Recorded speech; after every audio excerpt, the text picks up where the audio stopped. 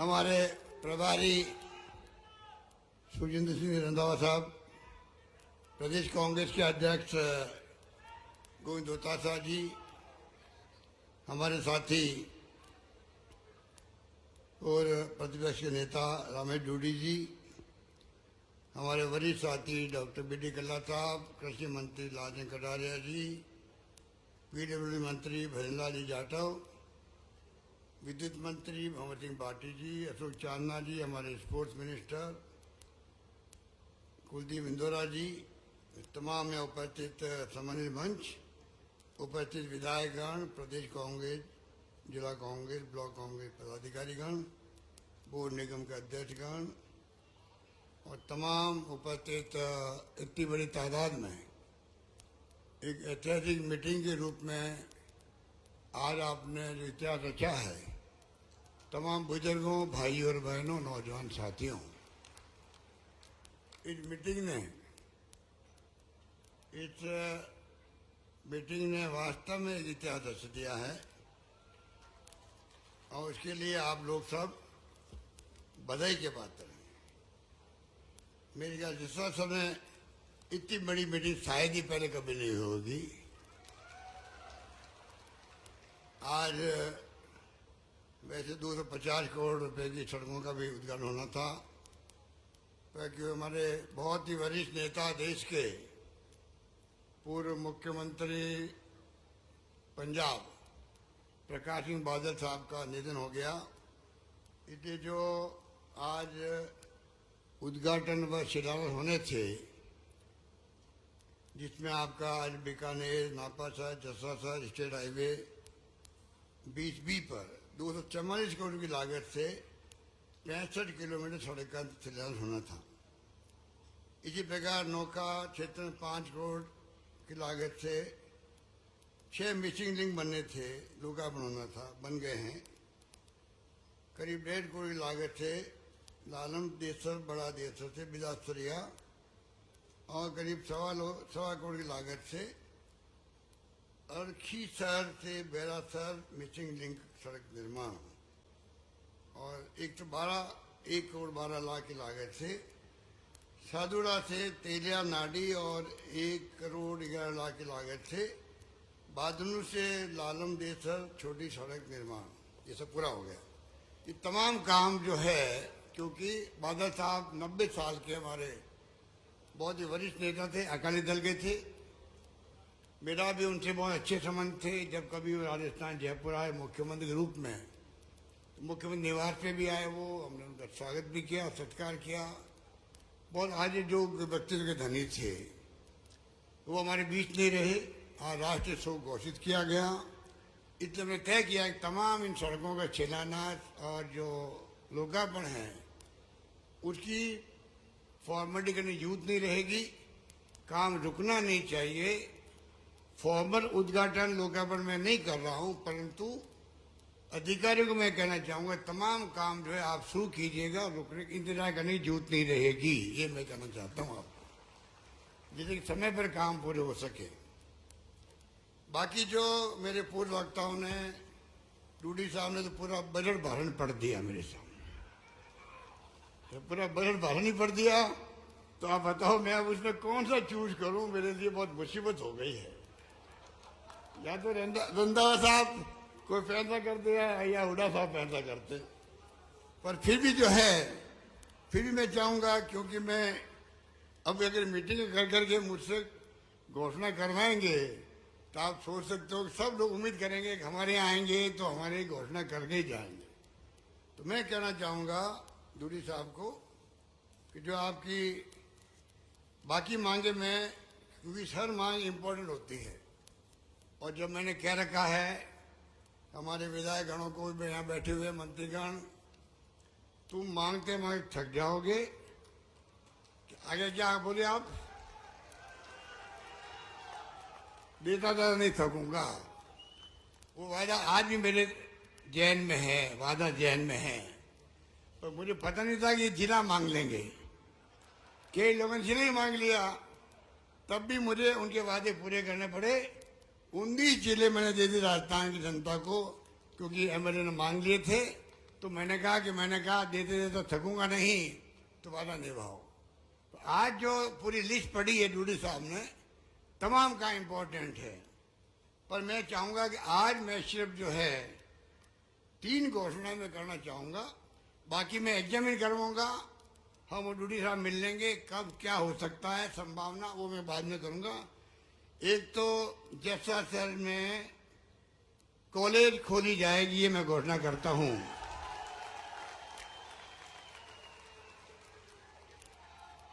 Number दो बहुत important है।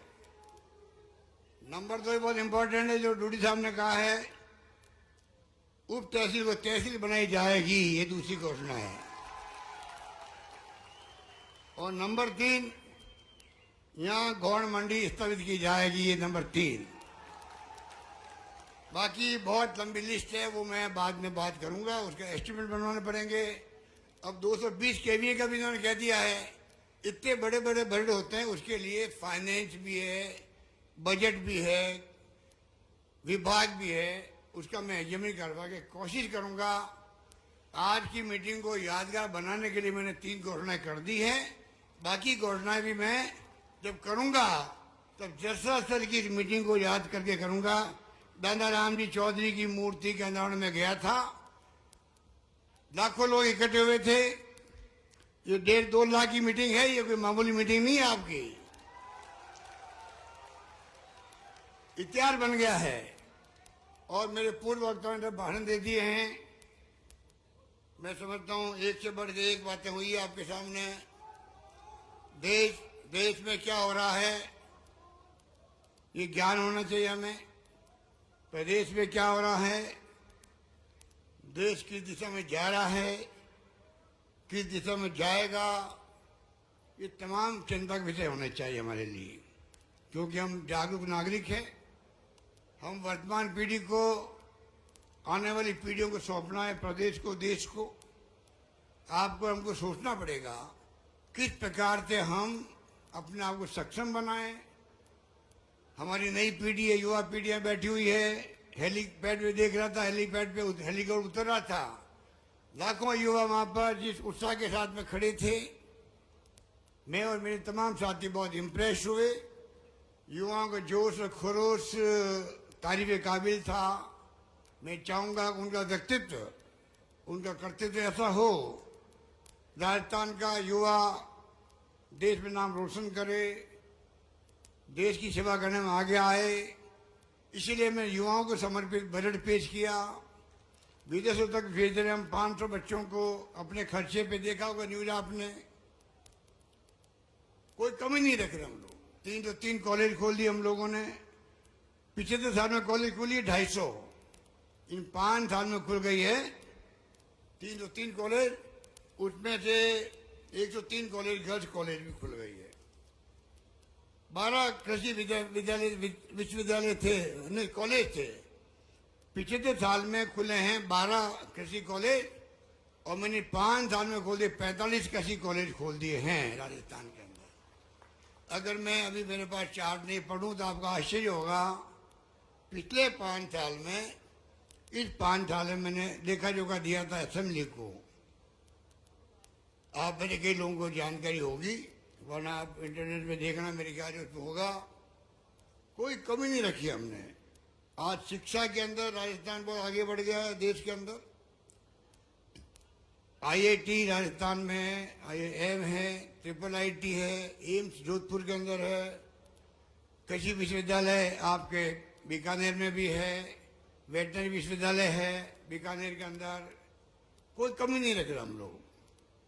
शिक्षा और स्वास्थ्य 2 चीजें ऐसी है, अगर उस पर हम ध्यान देंगे तो आने वाला जमाना जो है हमारा ह्यूमन रिसोर्स बनेगा, वो सतही देश में प्रगति करना, प्रदेश प्रगति करने में काम आएगा।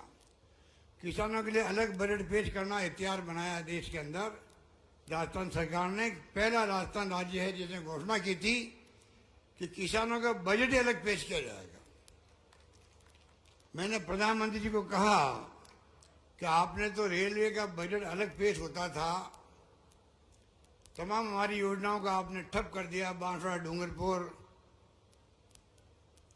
रतलाम से वाया बांसवाड़ा बननी थी, नशीराबाद से बननी थी सवाई माधोपुर वाया टोंक, सरमता से बननी थी वाया करौली, सब बंद कर दिया आपने, रेल बजट बंद कर दिया। हम जो है किसानों का अलग बजट पेश किया, युवाओं का अलग बजट समर्पित किया। इस प्रकार से हम लोगों ने कोई कमी नहीं रखी है। कैसे हम लोग राजस्थान को चौमुखी विकास की तरफ आगे बढ़ाएं। घोषणाएं जो की है, महंगाई राहत कैंप चल रहे हैं, उसमें चाहे 25 लाख का बीमा हो, हिंदुस्तान में कहीं नहीं, आपको मालूम है। 500 रुपये गैस सिलेंडर 76 लाख लोगों को दे रहे हैं, हिंदुस्तान में कहीं पे भी नहीं है। 100 यूनिट बिजली दे रहे हैं फ्री, 1 करोड़ 4 लाख लोगों के बिल जीरो आएगा। 2000 यूनिट से किसानों 15 लाख किसानों का बिल जीरो आएगा। इस प्रकार से कमी कोई हम छोड़ नहीं रहे हैं। दिन को बिजली देने का प्रयास कर रहे हैं। 16-17 जिलों में हो गया है। सर्दी के वक्त में तकलीफ आता किसान रात को, धीरे धीरे हम चाहते हैं कि सभी जिलों के अंदर दिन को बिजली मिले, उस काम में लगे हुए हैं। जो आवारा पशु तंग करते हैं, खेतों को नुकसान पहुंचाते हैं, तो करोड़ों मीटर के तारबंदी, सरकार बड़ा इन्वेस्टमेंट कर रही है किसानों के लिए, तारबंदी कर रही है। डिग्गी खोदने के लिए अनुदान बढ़ा दिया हम लोगों ने। तो आप सोच सकते हैं कि लंपी रोग में गाय मर गई, 40,000 रुपये, हिंदुस्तान में कहीं नहीं है। 40,000 का बीमा प्रति गाय या भैंस, अभी भैंस का मैंने कल ही डिक्लेयर किया है, भैंस भी शामिल होगी। उनको हमने कर दिया है कि 2 पशुओं का हर परिवार में बीमा होगा। कोई प्रीमियम देने की जरूरत नहीं, आपको प्रीमियम सरकार देगी इंश्योरेंस कंपनी को। ये मैं कहना चाहता हूं आपको।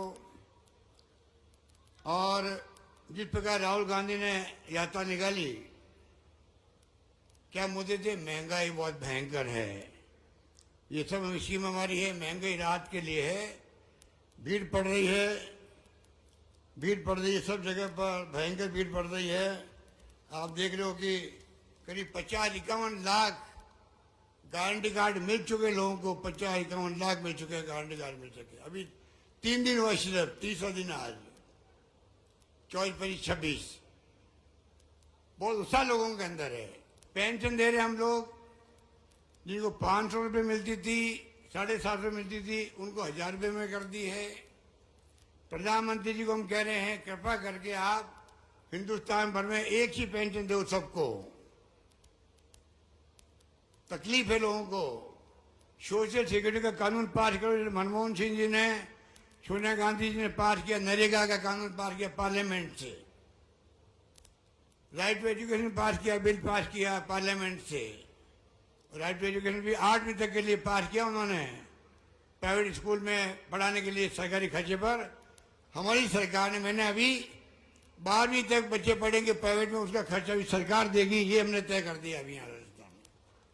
फूड सिक्योरिटी एक्ट, 2 रुपये किलो गेहूँ, 3 रुपये किलो चावल जो स्कीम थी, हमने उसको भी, आपको मालूम है, फूड सिक्योरिटी एक्ट के अंतर्गत अब मैं पैकेज दे रहा हूँ 76 लाख लोगों को, जिनको 1 किलो तेल मिलेगा, 1 किलो दालें मिलेगी, तमाम मसाले मिलेंगे, गेहूँ फ्री मिल ही रहा है। पूरा किट बना करके हम लोग हर महीने देने के लिए हमने योजना बनाई है। वो आपके ध्यान में होगी मेरे ख्याल से। इस प्रकार से महंगाई में राहत कैसे मिले लोगों को? कमर तोड़ महंगाई है, महिलाएं बहुत दुखी है, पुरुष बहुत दुखी है, बेरोजगारी बहुत भयंकर है। हमने करीब 1.25 लाख से ज्यादा नौकरी दे दी है। 1.25 लाख से अधिक नौकरियां चल रही है, अभी इंटरव्यू चल रहे हैं, एग्जाम चल रहे हैं। 1 लाख की मैंने घोषणा और कर दी है इस बजट के अंदर। कोई कमी नहीं रख रहे हैं। जो सरकार कर सकती है, मैं समझता हूँ कि उसमें सरकार कोई कमी नहीं रख रही है। गारंटी कार्ड देना बहुत बड़ी बात है। जो गारंटी कार्ड हम दे रहे हैं, आपको मालूम है कि मुख्यमंत्री कह रहा गारंटी देते हैं हम लोग सरकार की तरफ से, आपको 10वां चीजें जो है जिसमें आप एलिजिबल होंगे वो आपको मिलेगी। अब जो सरकार चल रही है देश के अंदर, आप भी पढ़ते होंगे, सुनते होंगे, सोशल मीडिया में देखते होंगे। सोशल मीडिया का कमाल जो है, ये राजीव गांधी का सपना था 21st सेंचुरी में ले जाने का देश को। तब जो है कंप्यूटर, ईमेल, इंटरनेट की सेवाएं, मोबाइल फोन कोई कल्पना नहीं करता था 85 के अंदर, 84 के अंदर। जब मैं खुद मंत्री था राजीव गांधी के साथ में, तब तो हमारे विपक्षी लोग आज सत्ता में बैठे हुए बैलगाड़ी लेके आए थे पार्लियामेंट के अंदर।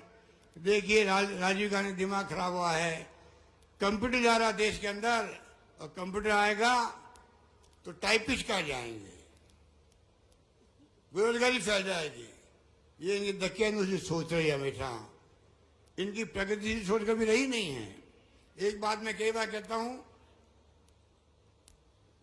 आजादी के बाद में पंडित नेहरू ने बड़े बड़े इस्पात के कारखाने बनाए, कल कारखाने बनाए, IIT, IIM, एग्रीकल्चर के लिए ICAR की संस्था बनाई।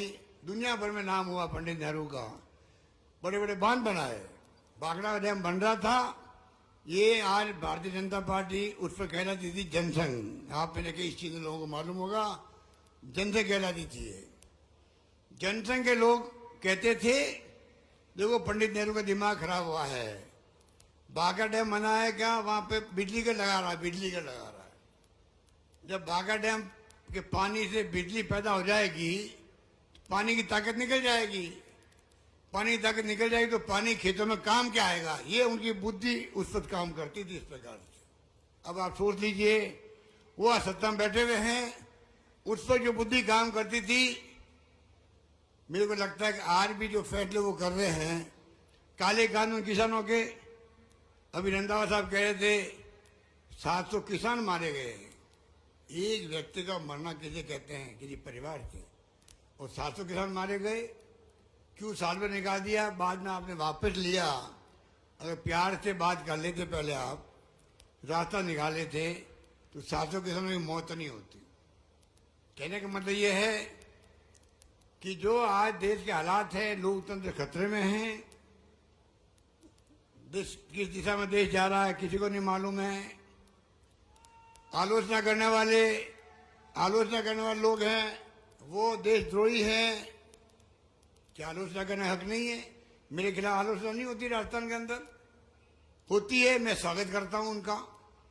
आलोचना अगर अखबार वाला करता है या कोई नेता करता है, अगर उसमें कोई अच्छी बात लिखी हुई है और मुझे लगता नहीं मुझे सुधार करना चाहिए अपने आप में या मेरी सरकार में, मुझे क्या दिक्कत है? अगर पब्लिक का भला होता हो तो मैं सुधार कर लूं उसके अंदर।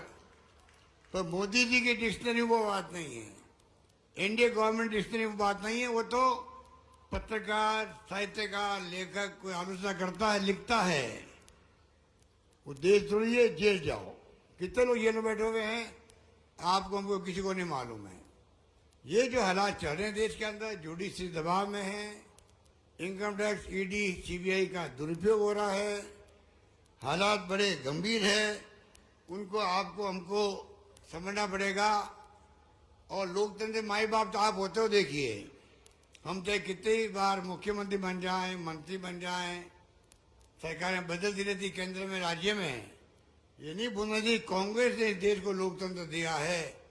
महात्मा गांधी, जवाहरलाल नेहरू, पंडित जवाहरलाल नेहरू, सरदार वल्लभ भाई पटेल, मौलाना अबू कलाम आजाद के जमाने से ही डॉक्टर अम्बेडकर ने बना संविधान, उनके आजाद प्रदेश चल रहा है। इंदिरा गांधी की हत्या हो गई, फिर खालिस्तान नहीं बनने दिया इंदिरा गांधी ने, देश को एक रखा, अखंड रखा। राजीव गांधी शहीद हो गए, पूरे उपमहाद्वीप में शांति स्थापित करने की बात वो करते थे। आप बताइए, इतना बड़ा त्याग बलिदान आजादी पहले भी हुआ है, बाद में हुआ है, तब जाके लोकतंत्र जिंदा रहा है। पाकिस्तान की तरफ बार बार सैनिकों का शासन नहीं हुआ। यहाँ पर पाकिस्तान 2 टुकड़े हो गए इंदिरा गांधी के जमाने के अंदर। ये नहीं भूलना चाहिए। दुनिया के इतिहास में कभी भी 90,000 से अधिक सैनिकों को, कर्नल, जनरल, मेजर, सबको सरेंडर करवा दिया हमारी फौजों के सामने इंदिरा गांधी ने। इससे बड़ी बात क्या हो सकती है? हमें गर्व होना चाहिए हिंदुस्तान की फौजों पर, इंदिरा गांधी पर, जिनके शासन में क्या नहीं हुआ। आज हमारे लोकतंत्र काम है, हम दुनिया की ताकत बनते जा रहे हैं। तो मोदी जी कहते हैं कि 70 साल में क्या हुआ। अरे मोदी जी, अगर आप प्रधानमंत्री बन पाए हो, इसलिए बन पाए हो कि आप लोकतंत्र जिंदा रखा है, जान दे करके देश को एक रखा, अखंड रखा, इसलिए आप प्रधानमंत्री बन पाए हो। ये मत भूलो। कांग्रेस मुक्त भारत की बात करते हैं, इसके मायने क्या हुआ? एक पार्टी शासन बहुत खतरनाक मंशा है आरएसएस की भी, बीजेपी की। अगर देश नहीं समझा टाइम पे, आने वाली पीढ़ियां भुगतेगी। रशिया की तरह, चाइना की तरह चुनाव तो होंगे, नकली चुनाव होंगे। एक पार्टी होगी वहां पर, एक पार्टी होगी, आपस में चुनाव लड़के नाटक करेगी और सत्ता में बार बार आएंगे। आज जो हम गरीब से गरीब, दलित के घर भी जाते हैं, किसान के घर पे जाते हैं, बूढ़े लोगों के हाथ लगाते पैरों के, एमएलए बनने के लिए, एमपी बनने के लिए, सरपंच बनने के लिए, सब बातें खत्म हो जाएगी। हर मान सम्मान अगर पब्लिक में माई बाप का है, आप सबका है, तो ये कांग्रेस का दिया हुआ है। तो जो घमंड और अहम चल रहा देश के अंदर, वो खतरनाक मोड़ ले रहा, समझने की कोशिश कीजिएगा। अभी राहुल गांधी जी ने पहले बात की अडानी जी की, जवाब नहीं कोई भी। कांग्रेस शासन में जो कहावत अपने लोकल भाषा में, लोग क्या कहेंगे, लोग क्या कहेंगे, वो डर के मारे कांग्रेस की सरकार ने डॉक्टर मनमोहन सिंह जी के वक्त में, सोनिया गांधी के वक्त में मुख्यमंत्री के इस्तीफे, कभी अशोक चौहान का इस्तीफा, विलासा देशमुख जो मुख्यमंत्री थे महाराष्ट्र के, उनका इस्तीफा हो गया। शिवराज पाटिल थे गृह मंत्री, उनका इस्तीफा हो गया। बंदर साहब थे हमारे रेल मंत्री, उनका इस्तीफा हो गया। अश्विनी कुमार थे लॉ मिनिस्टर, कानून मंत्री, उनका इस्तीफा हो गया। तो मोदी जी के राज में इस्तीफे की बात छोड़ो, अगर एक कांग्रेस का पूर्व अध्यक्ष, कांग्रेस नंबर 1 नेता, अगर मान लो खड़गे साहब और राहुल जी आरोप लगाए हाउस के अंदर मोदी जी पर, आप अडानी साहब का क्या रिश्ता आपसे है, क्या ये धर्म नहीं है सत्ता पक्ष का? प्रधानमंत्री और मुख्यमंत्री को जवाब दे, उनको वापिस जवाब कुछ भी दो, आपकी मर्जी है। ये तो कहो मेरा रिश्ता है, मेरा रिश्ता नहीं है, आपको गलतफहमी हुई है, आप झूठे आरोप लगा रहे हो, कुछ तो कहो। ये पहला मौका है देश के अंदर, प्रधानमंत्री ने मौन धारण कर रखा है अडानी जी के नाम पर। बताइए, ये लोकतंत्र में अच्छी बात है क्या? अब उनको कौन पूछेगा? राहुल गांधी को बोलने दिया नहीं हाउस के अंदर। राहुल गांधी के पिता की हत्या हो गई देश के अंदर, दादी की हत्या हो गई इंदिरा गांधी की, उसको आपने षड्यंत्र करके पार्लियामेंट से निकलवा दिया। जब वो फेमस हुए भारत जोड़ो यात्रा के अंदर, महंगाई को लेके, बेरोजगारी को लेके, नॉन वायलेंस को लेके मुद्दे थे उनके, गरीब अमीर के बीच में खाई नहीं बढ़नी चाहिए, खाई बढ़ती जा रही है, और उनको षड्यंत्र किया। और जो मुकदमा 4 साल पहले किया हुआ था, ऐसे मुकदमे होते रहते हैं। अब पहली बार है कि जो सजा दी गई राहुल गांधी को, ऐसी सजा पहली बार मिली हिंदुस्तान में, इतिहास में पहले किसी नेता को। आप बताइए। और वही मुकदमा पहले रोक दिया, स्टे करवा दिया, मुकदमा करने वाले नहीं, हाई कोर्ट से। जब निकालना था पार्लियामेंट से, तो मुकदमा वापस शुरू करवा दिया। तो बताइए, ये षड्यंत्र नहीं है क्या है? इस प्रकार अगर षड्यंत्र चलेंगे देश के अंदर, आप सोच सकते हो देश का क्या होगा, देश का क्या होगा। देश तो 75 साल हो गए हैं, आने वाले 100, 200, 500, 1000 साल अनंत काल से चलता रहेगा देश। तो क्या हमारी ड्यूटी नहीं है कि सही को सही कहें, गलत को गलत हम कहें? इस प्रकार की भावना हम सबकी होनी चाहिए, तब जाकर के ये मुल्क जो है, जिस प्रकार की सोच हमारे नेताओं की रही है, यहाँ की संस्कृति, यहाँ के संस्कार, यहाँ की महान परंपराएं हिंदुस्तान की, दुनिया का कोई मुल्क मुकाबला कर नहीं सकता उसका। गांधी जैसे महापुरुष के लिए लोहा मानना कि आज अंतर्राष्ट्रीय दुनिया के मुल्कों में संविधान सभा में प्रस्ताव पास हुआ, 2 अक्टूबर गांधी जयंती को अहिंसा दिवस मनाएगी, पूरी दुनिया मनाएगी। आज हमें गर्व होता है। वैज्ञानिक साइंटिस्ट था आइंस्टाइन, उसने कहा जर्मनी का था, अमेरिका में जाकर बढ़ गया। जर्मनी में जब हिटलर का राज हुआ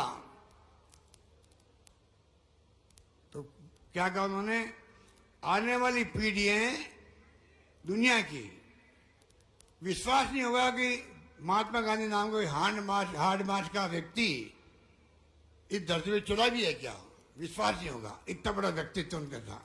आप कल्पना कीजिए, हमें गर्व होता है इन बातों पर। और ऐसे लोग सत्ता में बैठ गए हैं, महात्मा गांधी का भी नाम फोटो लगा देंगे, कभी फोटो हटा देंगे।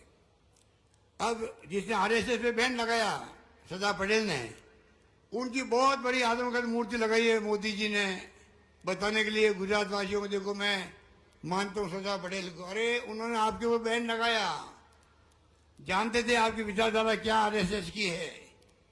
ये इस प्रकार के जो अंबेडकर को जिंदगी में नाम नहीं लिया, अम्बेडकर का नफरत करते थे दलितों से लोग, आज अम्बेडकर की बात करते हैं वोट लेने के लिए। आपको हमको सच्चाई को स्वीकार करना चाहिए। सरकारें बदलती रहती है। इंदिरा गांधी चुनाव हार गई, 1 सेकंड नहीं लगाया, मुरारी भाई देसाई को सत्ता सौंप दी गई, लोकतंत्र को मजबूत किया। दुनिया लोहा मानती है हमारे देश का। इसलिए मैं आपको यही कहना चाहूंगा कि कृपा करके आप लोग चुनाव आ रहे वापिस के स्कीम हमने अभी टाइम नहीं, मैं बताऊं आपको, आप लोग पढ़ते होंगे, agro processing, agro business, agro export. किसानों के लिए 2 करोड़ रुपए की सब्सिडी है। एग्रो बिजनेस करना चाहे अपने खेत पर, एक्सपोर्ट करना चाहे, कई मैंने स्कीम बनाई है।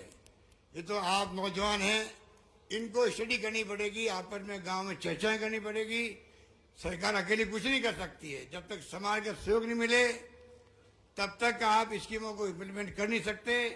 आज हमने 2 महीने कैंप चलेंगे हमारे महंगाई राहत के, 2 महीने, 2000 कैंप जो है 2 महीने के बाद में परमानेंट चलते जाएंगे, जब तक ये हर व्यक्ति रजिस्ट्रेशन नहीं करवा रहे, अपना पंजीकरण नहीं कर रहे, चलते जाएगा चलते जाएगा चलते जाएगा।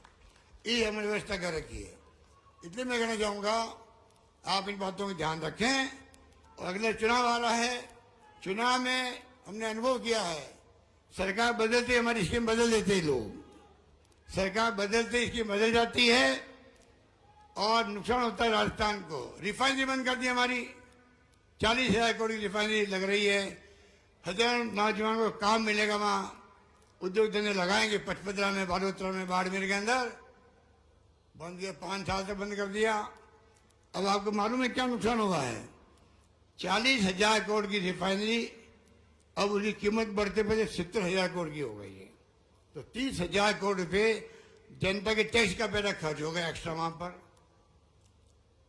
ये अपराध नहीं है क्या? ये अपराध है। ये अपराध किया है बीजेपी सरकार ने, पिछली सरकार ने। बताइए, ये तो मैंने आपको एक उदाहरण दिया है, कई उदाहरण है जो काम हमारी स्कीम बंद कर दी। और तो और बद्रीनाथ केदारनाथ में जो लोग डूब गए थे, मर गए थे तूफान से, हमने घोषणा करी, सबको नौकरी देने की घोषणा करी। नौकरी मैंने दे दी 15-20 लोगों को। सरकार चली गई, नई सरकार आई तो उसने नौकरी देना बंद भी कर दिया, जिनकी नौकरी लगी उनको नौकरी से निकाल दिया। अब बताइए आप, अब मैंने घोषणा कर दी है, कोविड के अंदर, कोरोना में जो लोग मर गए हैं, अनाथ बच्चे हो गए हैं, उन सबकी भी नौकरी लगा रहा हूं, राजस्थान के अंदर नौकरी लगा रहा हूं। आपको मालूम है, अगर सरकार बदल गई तो ये क्या उनकी नौकरी लगाएंगे? जो अपना आपको धार्मिक कहते हैं, गायों की सेवा हम करते हैं, गौशालाओं का अनुदान मैं दे रहा हूं, गौ रक्षा हम कर रहे हैं, और तो और अनुदान हम दे रहे हैं 9 महीने का, 12 महीने का नंदी शालाओं को। नंदी शाला बनाने हमने प्रारंभ कर दी राजस्थान के अंदर, 12 महीने अनुदान मिलेगा उनको, सब कुछ हम कर रहे हैं। लंपी रोग में गायों का मुआवजा हम दे रहे हैं किसानों को। ठेकेदार बनते ही लोग, गायों का ठेकेदार बन जाएंगे, धर्म का ठेकेदार बन जाएंगे। कोई आस्था इनके धर्म में नहीं है, खाली वोट लेने के लिए हिंदू मुस्लिम करते, ये वो लोग हैं, आपको समझना पड़ेगा। इसलिए मैं कहना चाहूंगा, आज आप भयंकर जिस तादाद में आए हो जसरासर में, और मैं समझता हूं कि ये बहुत बड़ी बात है कि जो व्यक्ति नहीं रहता दुनिया के अंदर, हम जब शहीद होता कोई बॉर्डर पर, उसकी मूर्ति लगाते हैं, या दानाराम जी चौधरी की तरह जो भामाशाह होता है उसकी मूर्ति लगाई है। मैं रामेश डूडी को और उनके परिवार को मैं उनका धन्यवाद करूंगा। हमें एक अवसर दे दिया। दानाराम जी जैसे भामाशाह जिनका एक नाम था, काम था, उनकी प्रतिष्ठा थी, उनका मान सम्मान था समाज के अंदर, उनकी मूर्ति लगना मैं समझता हूं कि जैसा सर में आने वाली पीढ़ी देखेगी ये मूर्ति किसकी लगी हुई है, पता करेगी दानाराम जी की लगी हुई। दानाराम जी कौन थे, क्यों लगी मूर्ति, तब मालूम पड़ेगा वो भामाशाह भी थे, समाज सेवा करते थे, प्रतिष्ठित व्यक्ति तो धनी थे। तो नई पीढ़ी प्रेरणा लेती इन बातों को सुन करके कि ये मूर्ति शहीद की है, ये मूर्ति माँ मानव की है, ये मूर्ति माँ पुरुष की है, ये मूर्ति दानदाता की है, भामाशाह की है। नई पीढ़ी को प्रेरणा मिलती है, उसी समान आगे बढ़ता रहता है। ये हमारी खूबी है। इसलिए मुझे खुशी है कि आप लोग सब जो है जब पधारे हो इस मुबारक मौके पर। मैं अपनी ओर से दानाराम जी के लिए सदा सुमन चढ़ाता हूँ, उनकी आत्मा को शांति मिले और उनके परिवार धन्य है जिन्होंने सबने मिल करके मूर्ति का यहाँ पर अनावरण करवाया।